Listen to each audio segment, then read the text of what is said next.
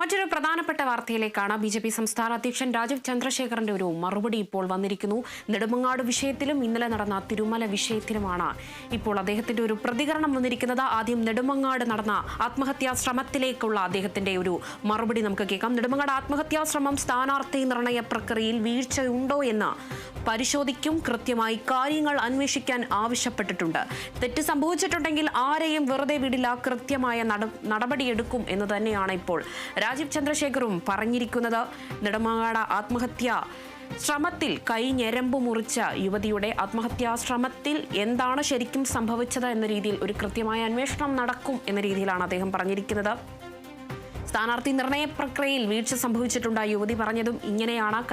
ആദ്യം സ്ഥാനാർത്ഥിയായി പ്രഖ്യാപിക്കപ്പെടുകയായിരുന്നു. പിന്നീട് പോസ്റ്റർ അടക്കം തയ്യാറാക്കി വെച്ച പ്രചരണം വരെ ആരംഭിച്ചു കഴിഞ്ഞിട്ടാണ് ഇത് അറിയുന്നത്. താൻ സ്ഥാനാർത്ഥിയല്ല എന്നൊരു കാര്യം പിന്നീടാണ് അറിയിക്കുന്നത്. അതിന്റെ മനോവിഷമത്തിലാണ് താൻ കൈഞ്ഞെരമ്പ് മുറിച്ചത് എന്നാണ് യുവതി പറഞ്ഞത്. എന്തായാലും അപകടനില തരണം ചെയ്തിട്ടുണ്ട്. ആ ഒരു വിഷയത്തിലാണ് രാജീവ് ചന്ദ്രശേഖറിന്റെ മറുപടി വന്നിരിക്കുന്നത്.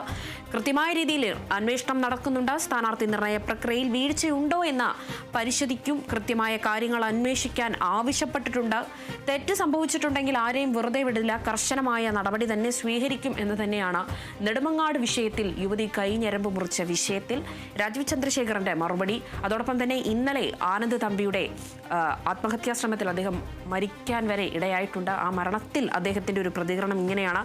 അതേസമയം ആനന്ദിന്റെ ആത്മഹത്യയിൽ BJPക്ക് വീഴ്ച സംഭവിച്ചിട്ടില്ല എന്ന് തന്നെയാണ് അദ്ദേഹം പറയുന്നത്.